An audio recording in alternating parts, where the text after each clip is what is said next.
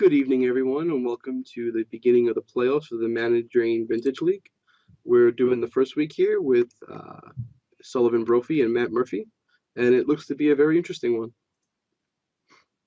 I'm taking over for Lance, and Sam was sick tonight, so we have Ryan Eberhardt joining us. Ryan Eberhardt, who's muting Twitch because that was very confusing.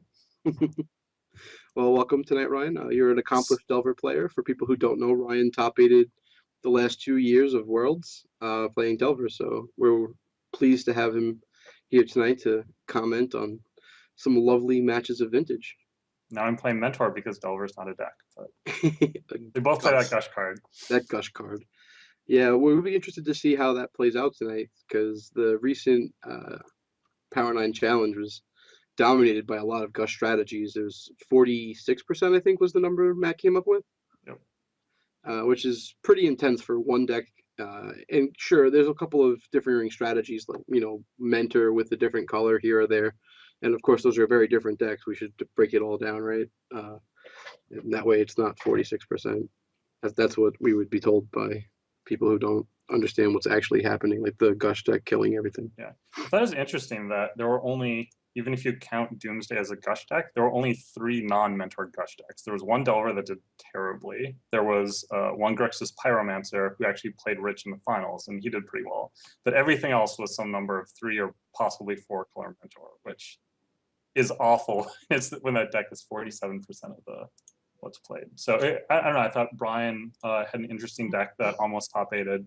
Hopefully some people pick up that, so there's more than 6% shops representation. But yeah, I imagine tonight we will not be seeing 47% Gush.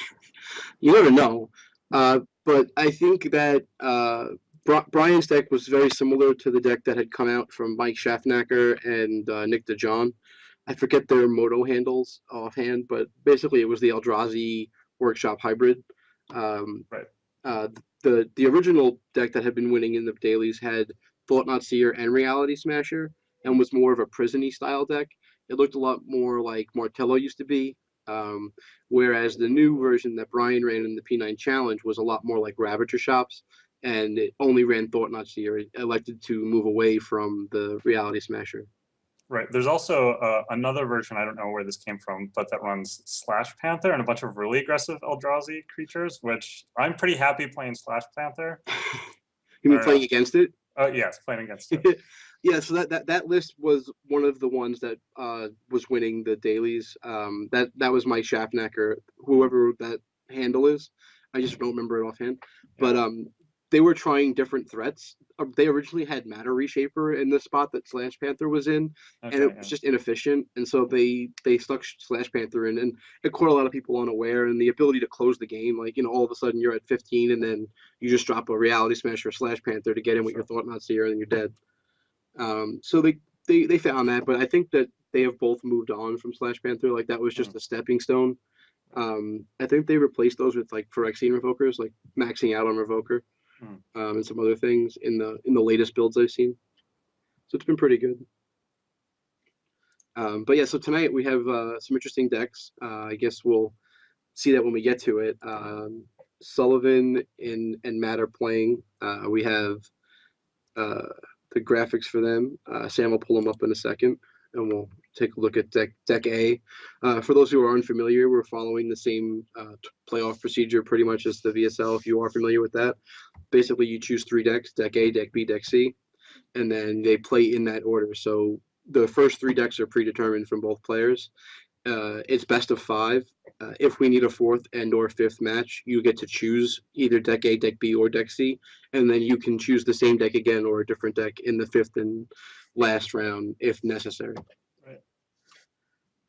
Yeah, and I think that format is pretty interesting as far as if we get, hopefully we get to a 4th and a 5th match, sort of what level you assume your opponent's on and so forth. So we'll have to see sort of what they do if we end up getting there. Yeah, the mind games and the leveling of even deck A, B, and C is very interesting and intricate. And then once you know A, B, and C, for the games 4 and 5 are very interesting as well. Right. Yeah, I thought for those who watched the VSL finals, I thought that LSV ended up sort of playing the mind game a little bit better than Ochoa, even though I think Ochoa is a very great vintage player.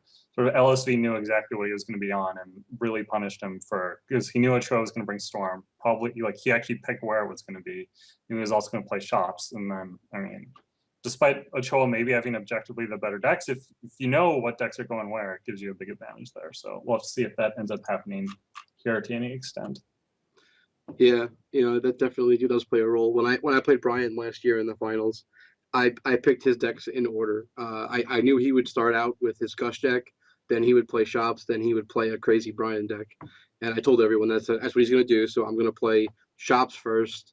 I put Elves second to beat his Shops deck, and then I picked Counterbalance to try to beat Dragonstorm, but or to beat the Brian deck, but I didn't have a 9 in my Counterbalance deck, so Dragonstorm beat me. I wasn't. So you weren't able to put Brian exactly on Dragonstorm for some reason? Yeah, I don't know why.